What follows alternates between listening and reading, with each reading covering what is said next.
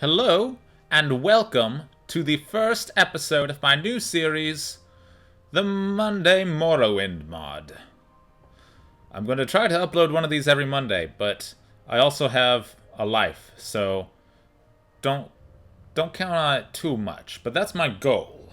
I'm trying to be a little more productive here lately. The Elder Scrolls 3 Morrowind is my favorite video game. It's not the best video game I've ever played, but it is my favorite. Matter of subjective opinion. It's special to me. Before I played Morrowind, this is something I like to say. Before I played Morrowind, I was a kid who sometimes liked to play video games. After I found Morrowind, Morrowind made me a gamer. Morrowind brought me onto forums and onto YouTube. It had me looking up guides. I had the Xbox version first. I later bought the PC version because I heard about mods. Mods are amazing. There's a huge modding community for this game. One of the best I've ever seen. Of course, there's also a lot of shitty mods too, and we'll be looking at some of those in this series. And basically, what this is, I am going to make a series of videos where I just do live commentary, reaction stuff, looking at various mods for the game. So if you've played a lot of this game, you may have already noticed the title screen here is different. This title screen is the one added by the Morrowind Graphics and Sound Overhaul, which is the one mod, and the only mod, that I would suggest every Morrowind player should download and install. Despite the title, it actually does a lot more than overhaul the graphics and sound of the game, although you see that as well. Because look at this. This is beautiful. Almost every model and texture in the game has been completely redone. I think that fireplace might still be default. But anyway, the characters' faces and bodies have been redone. It's actually a combination of many different mods made by the modding community over the past 12 years since this game came out. Greetings and salutations. It also comes with what's called the Morrowind Graphics Extender, which allows you to play the game in various resolutions that it would normally not support, as well as greatly increase your draw distance, how far you can see. Now, some players have theirs set to where you can see clear across the entire landscape. Like, if I, excuse me if I cheat a moment.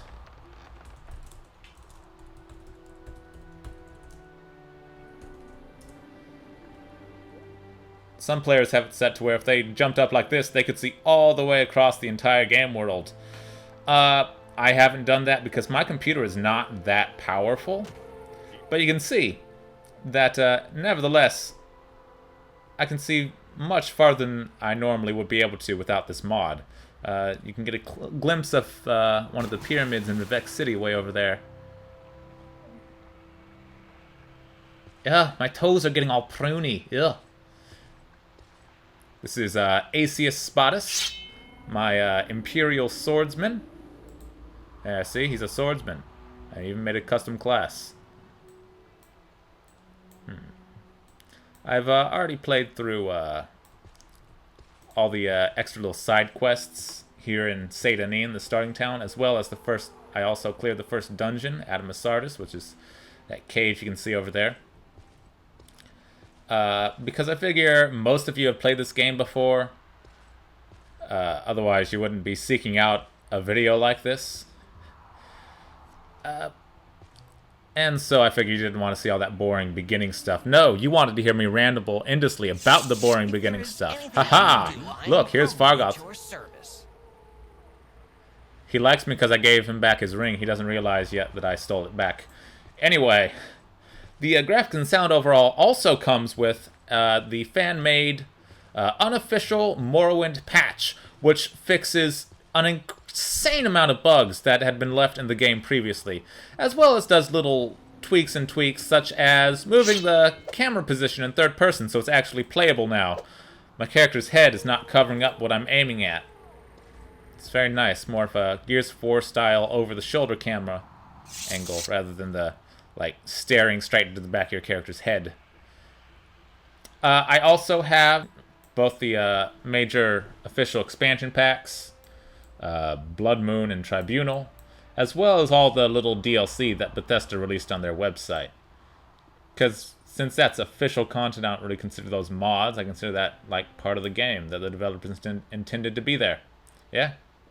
I've also talked to Alone the Scout, so I have a lot of my map charted out already. The series is going to be structured sort of like a Let's Play. But, I'm not really trying to beat the game or anything. In fact, I probably won't. Unless I have to talk about a mod that alters the final boss fight or something. I'm just gonna wander around and experience the various mods that are available for this game. And each video is probably gonna be about 20 minutes long. So I feel like I need a little bit of a refresher just on playing basic Morrowind. So let's just go raid a dungeon. Let's do that. I know where one is near here. Greetings and salutations. You are an absurdly friendly individual. Goodbye. Actually, no. I'm not going to raid a dungeon. I know where some much easier treasures to be found in these parts. Everyone's favorite, not hidden at all Easter egg. Oof. Yeah, one thing I sort of forgot about this game is how slow your character walks. What's my speed rating at? 40. I will have to make a point of increasing that soon, because, ooh, this is going to get tiresome. But I'm not going to cheat. I'm not going to cheat. Wait, did I undo my... Right, okay, let me set that back to where it was. Yay! I wonder what's up this path. I couldn't possibly know, because I've never played this game before. Hey, a book. Huh? Oh no!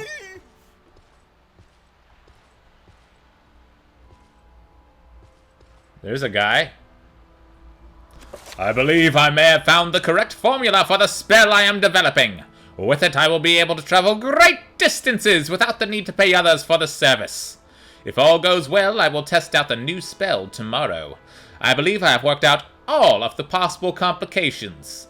It will allow me to leap great distances, covering many hundreds of miles. Never before has one been able to travel in this manner, vaulting from the ground, sailing through the sky, all without that terrible disorientation of a spell of flying.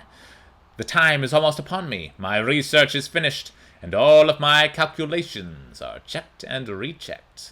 They laughed at me when I suggested this. We'll see who laughs after I leap to the top of their towers and scream out my success! I like doing voices. You have some fantastic duds. I think I will take them. Let's read this scroll. Those are words. These actually do say something, and it's possible to translate them, but I can't be bothered. Most of them say the same thing anyway. Let's see. I have a helmet of sorts. I look patently ridiculous, but that's okay.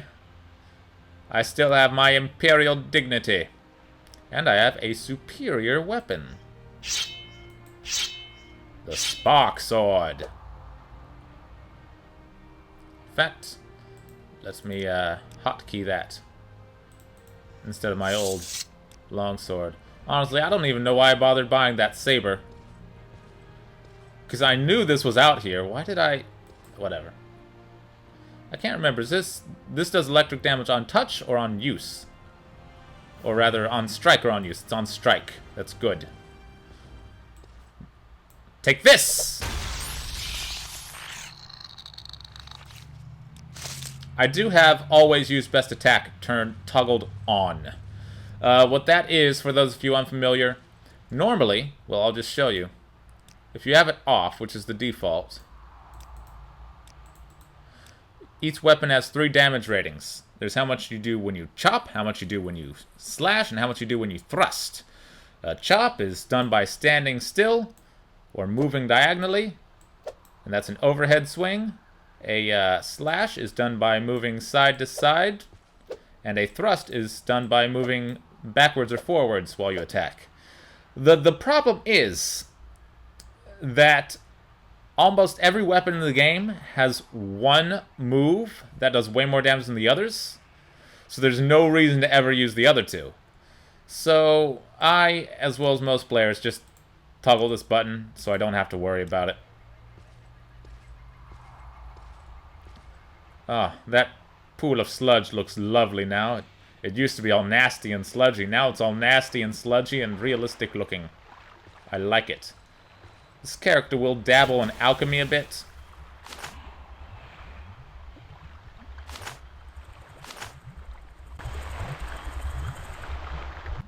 Well, that sounds disgusting. But I'll do all my potion brewing off screen because I know it's pretty boring to watch. Oh, look at that sun light, that sun effect. That's beautiful. And I happen to know that there's a tomb up here with some pretty excellent loot inside. So let's head on in and kill some time. Nice little detail with the graphics and sound overhaul.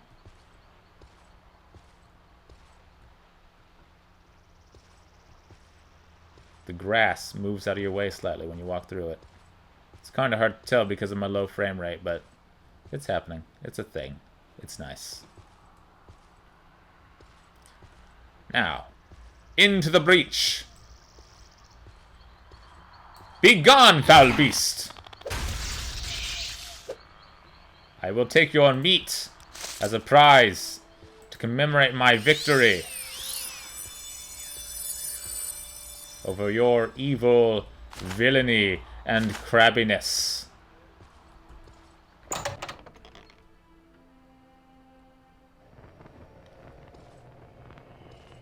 I have my brightness settings turned up pretty high, so dark areas like this shouldn't be too much a problem. I will equip a candle just because I can. It feels appropriate. And then I'll unequip it because I'm using a bow, and I don't think ahead about these things. And then I will waste an arrow because I just remembered that that bow is a normal weapon and doesn't affect ghosts. And I also lost my chance for a sneak attack. I am the best Morrowind player that ever lived! And I have no loot. That's a good scroll to have. Containers, most of them are now animated when you open them, which is a nice little detail. It does make looting containers in mass quantities a little more tedious, but I feel it's worth it for the just wonderful level of realism and detail that you get from having them be animated like this.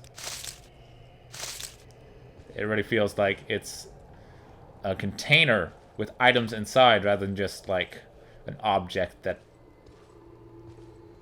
you interact with to get a thing. You know what I mean? It makes it feel less gamey, less like a video game, more like real life. Let's see, I don't remember what the Shrine of Saint Villoth does when you take a blessing from it. I mean, it can cure your diseases and attribute damage, but what does the buff do? Fortify Magicka. I have no spells that use Magicka, so that was a waste of money. Another option that the Morrowind code patch introduces, you can turn all the features of the code patch on and off, by the way, which is great. It makes it so that you're not told when a container or door has a trap on it. So you kind of have to be cautious, and I like that. It adds a sense of danger to me.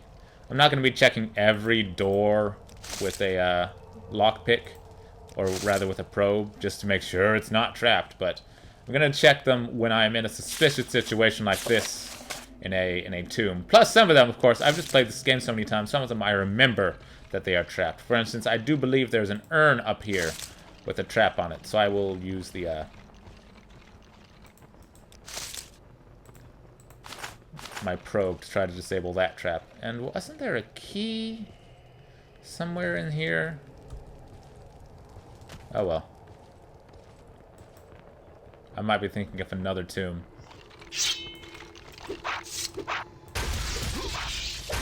Foul creature, I slay thee! Ah, that was called role-playing. I am over-encumbered. The best solution for that is to get drunk on magic booze. Now, I believe that this is trapped. Yes, it is. So this will be a chance to practice my security skill. There we go. Mentor's Ring, my first unique artifact. Well, as long as I'm wearing that, I get a buff to my intelligence and willpower. It is a wonderful device to have. Oh, there's the key to this. I wondered about that. Ashes of Lord Breen. From what I understand, Lord Breen is actually like a pseudonym for one of the game developers. So this is just like an homage to him, probably put in here by him. The Ashes of Lord Breen do nothing, so I'm not going to take them. But the key opens a chest! How about that? Oh. Yeah, that's a bug caused by the animated containers. You unlock things, the menu that lets you take items appears briefly and then disappears. Kind of annoying. But in any case, let's see what's in here. Well, that is shit. But, hey, this was a productive day. I acquired the Mentor's Ring. A wonderful legendary artifact. I think I'll see you next time, brothers and sisters. If you have a suggestion for a mod you would like me to play through, or to demonstrate, at least, please leave it in the comments. I will pretty much check out anything. If it's something that this character can't use, like, there's a lot of mods for female clothing that I won't be able to put on. Oh.